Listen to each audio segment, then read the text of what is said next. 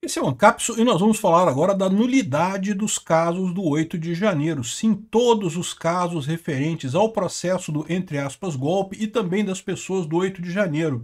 O advogado Silvio Kuroda explica por que são todos os processos nulos de pleno direito, devido à violação do promotor natural. Vamos entender o que é isso daqui e por que isso aconteceu. E é documentado, né? Evidentemente é documentado, está claramente documentado ali. Isso abre uma brecha extremamente interessante caso os outros ministros do STF queiram resolver o problema do Alexandre de Moraes. É uma maneira de anular o processo inteiro de forma muito simples, com um embasamento claro, um embasamento óbvio. Vamos entender esse caso aqui. Essa notícia foi sugerida por Saudades do Presidente do Golden Shower, Mandubinha Gostosa e várias outras pessoas. Obrigado aí ao pessoal que sugeriu notícias lá no nosso site, no visãolibertaria.com. E obrigado a você que está assistindo o nosso vídeo. Se você gosta do nosso conteúdo, por favor, deixe o seu like e se inscreva aqui no canal, né? Pois bem, se trata de mais uma investigação muito bem feita pelo David Agape, que tem feito um trabalho de investigação muito bacana. Recomendo muito que você compre a assinatura da investigação, que é o blog dele, né, que ele bota as informações aqui, vale muito a pena mesmo, né? Eu vou dar uma visão geral do que ele está falando aqui, mas é lógico, para você ver todos os detalhes, você vai ter que ir no site dele e comprar a assinatura dele ali. Eu já comprei a assinatura minha dele e recomendo que você faça. Sempre tem muita informação interessante aqui, né? Bom, e o que ele está falando basicamente? Ele fez uma entrevista com o Silvio Kuroda, que é um advogado de algumas das pessoas do 8 de janeiro, né? E basicamente o que ele coloca aqui, o Kuroda explica que as denúncias apresentadas pelo subprocurador Carlos Frederico dos Santos violaram o princípio do promotor natural. A regra do juiz natural todo mundo sabe qual é, mas o promotor natural também é uma regra reconhecida na doutrina do direito, tá? Ela está implicada aqui no artigo 5º da Constituição, no inciso 53. Ninguém será processado nem sentenciado senão por autoridade competente. Repara que fala claramente autoridade competente. Processado nem sentenciado, ou seja, está falando de promotor e juiz. O juiz natural é um termo mais conhecido, né? É aquela ideia de que você não pode escolher qual juiz que vai te julgar. As regras do direito brasileiro dizem que se você entrar com uma ação qualquer contra alguém, o juiz vai ser sorteado de acordo com uma regra definida. Pode ser sorteio, pode ser prevenção, tem uma regra específica para isso. O ponto é que você não pode escolher quem é que vai fazer, quem é que vai ser escolhido para julgar o caso.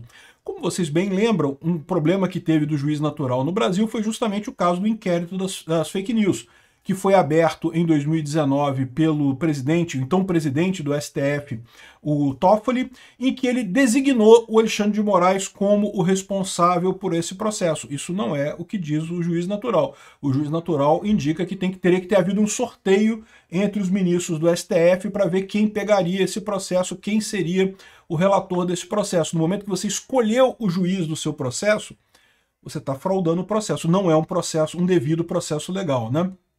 O motivo disso é óbvio, porque se uma parte pode escolher qual é o juiz que vai julgar ela, evidentemente ela vai escolher um juiz que seja mais favorável ao lado dela, ou né, piore para outra parte. Então você já tem aí na criação do processo um vício de origem, que é esse vício do juiz natural, do problema do juiz natural nesse caso. Só uma curiosidade, tá?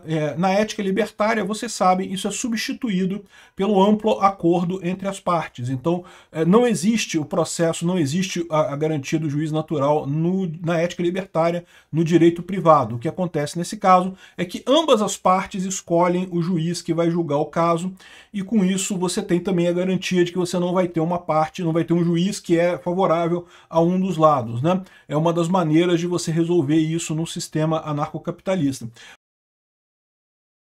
Os demais controles todos que você tem, o devido processo legal, vocês sabem, né? O devido processo legal é um conjunto de controles que você tem para minimizar erros em processos, né? A atividade jurisdicional de você dizer quem é que está certo, quem é que está errado, é uma atividade que existe desde os primórdios da humanidade. Vocês sabem, Salomão, o rei Salomão, era um juiz muito ponderado, né, muito sábio e coisa e tal. Tá lá na Bíblia esse negócio, né, no Velho Testamento, coisa antiga pra caramba. Só que ao longo de toda a história humana, o pessoal percebeu que essa atividade de julgar é difícil, é complicada, tá? Ela pode gerar um monte de problemas, aí, um monte de erros. E o devido processo legal é justamente um conjunto de controles que você tem para evitar erros, evitar que o juiz decida errado. Não é uma garantia, não é que se tem o devido processo legal vai sempre o julgamento ser correto, não é isso. Mas pelo menos você evita os principais problemas que foram identificados na história. É uma série de requerimentos, a ampla defesa, o contraditório, o direito a uma segunda instância, uma segunda jurisdição. Enfim, tem uma série de passos que você define, uma série de controles que você coloca para evitar erros no processo. Um desses controles é o juiz natural. E também o promotor natural. Porque lembra, o promotor é o cara que vai acusar numa ação penal, né? Então, numa ação penal, o promotor é o cara, digamos, o cara que quer condenar, é o cara que quer botar a pessoa na cadeia. E, do outro lado, você tem o advogado de defesa. O advogado de defesa é escolhido pela pessoa que está sendo acusada, pelo acusado no caso. O promotor não pode ser escolhido por ninguém. E, evidentemente, da mesma forma que existem juízes melhores e juízes piores, também existem promotores melhores e promotores piores. Tá? Isso, lógico, eu quero dizer no sentido da sua ação. Para aquele caso específico, tem promotores que pegam mais nesse tipo de ação, tem outros promotores que têm mais o entendimento de outra forma em outra ação. Então, dependendo da ação, você tem coisas diferentes aí, né? Então, o princípio do promotor natural é um princípio importante também dentro do devido processo legal aqui na justiça brasileira. E está aqui na Constituição, inciso 53, ninguém será processado, que é o caso do... Aqui, ó, ninguém será processado, ou seja, é o promotor, e nem sentenciado o juiz, senão pela autoridade competente. Ou seja, se você determinar que a pessoa que apresentou a denúncia pelo Ministério Público ela não é o promotor natural em um caso, o caso é nulo de pleno direito, nulo, completamente nulo, nada se produz dele, né? Nessa entrevista exclusiva para a investigação, Kuroda explica as denúncias apresentadas pelo subprocurador Carlos Frederico dos Santos violaram o princípio do promotor natural. A regra que garante que todo acusado seja processado por um promotor com atribuições previamente definidas em lei e não por alguém designado para um caso específico. Essa atribuição cabia à então vice-procuradora-geral da República, a Lindora Araújo. A Lindora Araújo, vocês sabem, ela tomou várias decisões, inclusive ela foi uma das promotoras que brigou contra o inquérito das fake news, teve uma série de problemas com Alexandre de Moraes, e ela nunca abriu mão dessa função. Por isso, segundo Kuroda, as denúncias de Carlos Frederico não têm validade. Ele cita portarias publicadas no Diário Oficial, aí tem imagens aqui no coisa, que mantinham Lindora como titular das ações no STF e apenas criavam um grupo de apoio coordenado por Carlos Frederico, sem lhe conferir poder para oferecer denúncias. Ao ignorar esse limite, o STF abriu espaço para um tribunal de exceção, no qual promotores e juízes são escolhidos a dedo.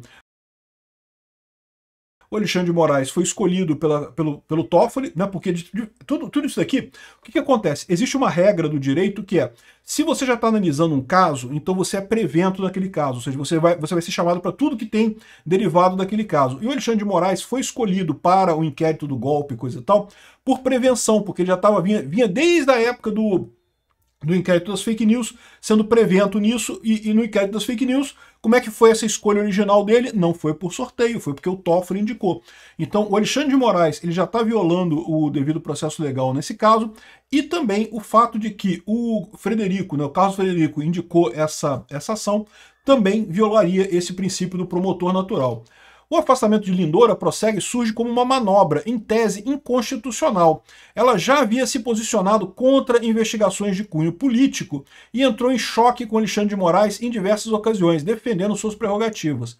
Tentou encerrar o chamado inquérito das fake news, e isso é verdade, eu lembro, eu fiz vídeo sobre isso, ela pedindo para encerrar o inquérito, porque, de novo, é o que eu falo para vocês, todo mundo sabe, inquérito que não acaba nunca é inquérito de ditadura, não tem esse negócio não. Em parecer revelado pela Folha de São Paulo em agosto de 2024, classificou como inconstitucional o uso da Assessoria Especial de Enfrentamento à Desinformação, a EED, o órgão do Eduardo Tagliaferro lá no TSE, que era responsável por descobrir se tinha verdade ou mentira nas coisas, né? Que passou a atuar como polícia investigativa, foi o que aconteceu de fato. O documento pedia a anulação das medidas baseadas nos relatórios da EED e advertia que o judiciário não pode investigar crimes de ofício, Por quê? Porque isso é atribuição do Ministério Público, né? Ou seja, a briga aqui é entre Ministério Público e Justiça. O Alexandre de Moraes não só está tomando conta do STF, né, querendo mandar em todo mundo do STF, como também está diminuindo o poder do Ministério Público. É típico de ditadores isso daí. O cara quer poder, poder e poder. E se alguém não parar esse cara, ele vai chegar à situação do Stalin, né? O Stalin, na União Soviética também, ele tinha um cargo lá de secretário do partido, não sei o que lá, mas a verdade é que ele não deveria ser ele que mandava em tudo. Mas no final das contas era ele que mandava em tudo. E por quê? Porque todo mundo ficava quieto, todo mundo tinha medo do Stalin, ele tinha um mecanismo de repressão enorme lá no coisa, mandava matar milhares de pessoas por dia só por esporte, para qualquer pessoa que fosse contrária a ele morrer, e ele mandava aviso para os outros, então ele mandava em tudo. É mais ou menos o que o Alexandre de Moraes está se tornando aqui no Brasil, né? Aqui, ó. Apesar do afastamento informal da vice-procuradora, ou seja, foi criado esse grupo para investigar o 8 de janeiro, a prerrogativa de apresentar a denúncia era dela. Caminho para o qual o então procurador-geral, o Augusto Aras, colocasse Carlos Frederico à frente da força-tarefa do dia 8 de janeiro. Essa designação, no entanto, não conferia poder legal de apresentar denúncias. Mesmo assim, ele se tornou o rosto público da acusação e, como resultado, chegou a figurar na lista tríplice do STJ.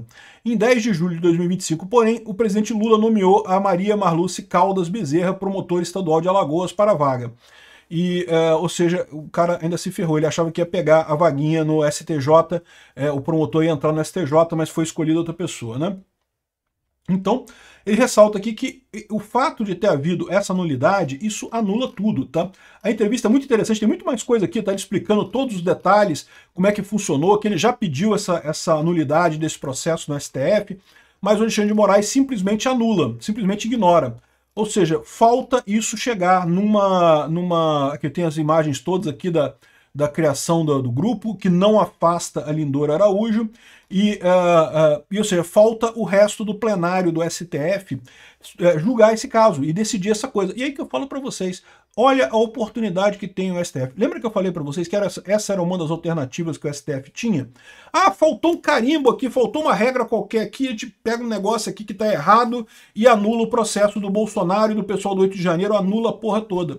Pronto, tá dado o caso de nulidade aqui. É só alguém no STF com coragem. André Mendonça, tô falando de você. Obrigado por assistir o vídeo até o final.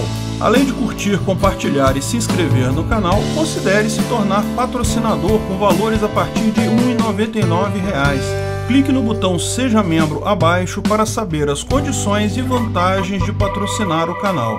Mais informações sobre o nosso projeto, visite nossos sites indicados na tela.